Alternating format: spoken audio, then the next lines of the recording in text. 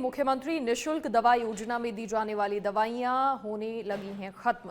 राजधानी सहित Jodhpur, Udaipur, Bharatpur, Kota medical college सहित कई अस्पतालों में दवाइयां खत्म होने लगी हैं। स्थिति ये है कि 50 से ज्यादा दवाएं हो चुकी हैं और 130 से अधिक खत्म होने की कगार पर है। बार बार डिमांड के बाद भी ड्रग वेयर हाउस में नहीं पहुंचा पा रहा दवाएं और ऐसे में मरीजों को कुछ दिन बाद लेने के लिए कहा जा रहा है। खत्म होने वाली दवाओं में सिट्रोजिन, पैरासिटामोल टैबलेट और डाइक्लोफेनिक इंजेक्शन, एमॉक्सिसिलिन कैप्सूल और टैबलेट, साथ ही एजिथ्रोमाइसिन सहित कई जरूरी दवाएं शामिल हैं। 50 से अधिक दवाएं तो ऑलरेडी खत्म हो चुकी हैं। इसके अलावा कई सारी दवाएं हैं जो खत्म होने की कगार पर हैं और ऐसे में जो मरीज दवाइयों के लिए आते हैं उन्हें परेशानियों का सामना करना पड़ रहा है। अधिक जानकारी के लिए सहयोगी प्रमोद फोन लाइन पर जुड़ गए हैं। प्रमोद, क्या कुछ पूरी जानकारी? देखिए, सभी जो जरूरी दवाएं हैं मुख्यमंत्री निशुल्क दवा योजना के तहत ये अब खत्म होने लगी हैं। ऐसे में क्या विभाग की ओर से इसे लेकर कोई इंतजाम नहीं किए जा रहे हैं, क्योंकि लोगों को इससे निश्चित तौर पर परेशानी हो रही है?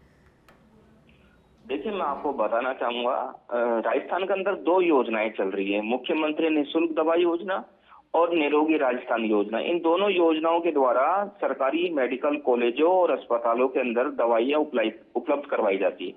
उपलब्ध करवाने वाली जो एजेंसी है सरकारी, वो है RMHCL। इनकी जो है वो MD है नयागिरी से जब हमारी बात हुई तो उनका साफ तौर पर कहना है कि अभी 344 दवाइयां जो है वो पूरी योजना के अंतर्गत है, निशुल्क दवा योजना के अंतर्गत। इसके अलावा मुख्यमंत्री निरोगी राजस्थान योजना के अंतर्गत 195 दवाइयां हैं।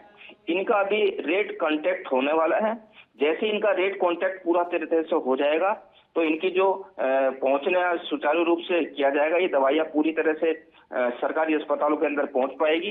फिलहाल हम जो व्यवस्था की बात कर रहे हैं, व्यवस्था बहुत डगमगाई हुई है।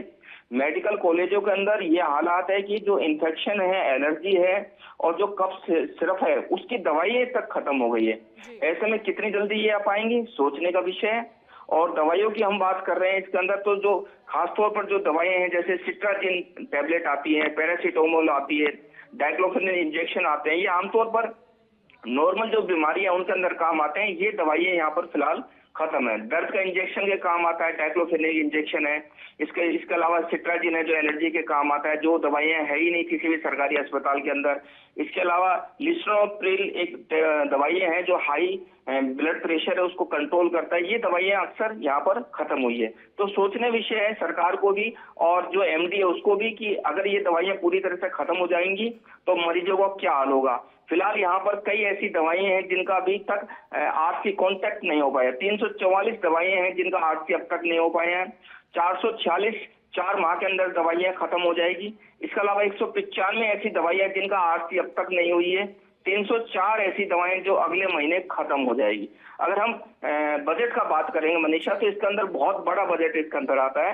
RMCL प्रदेश भर के सभी अस्पतालों में करीब 1800 तरह की दवाइयां सप्लाई करता है। इसके लिए करीब 2000 करोड़ रुपए का बजट तय होता है और इसमें करीब 500 दवाएं आज से नहीं हुई है। ये अपने सोचने विषय है। और मेडिकल जो है चिकित्सा स्वास्थ्य विभाग, इसकी कार्यशैली पर सवालिया निशान जरूर खड़े होते हैं। जी चलिए, शुक्रिया प्रमोद जानकारी साझा करने के लिए आपका। तो जो मुख्यमंत्री निशुल्क दवा योजना है उसके तहत दी जाने वाली निशुल्क दवाओं की अब कमी आने लगी है, दवाइयां खत्म होने लगी हैं और ऐसे में जो लोग इन स्वास्थ्य सुविधाओं का निशुल्क दवाई योजना जो है उसका लाभ उठा रहे थे, उनको समस्याओं का सामना करना पड़ रहा है।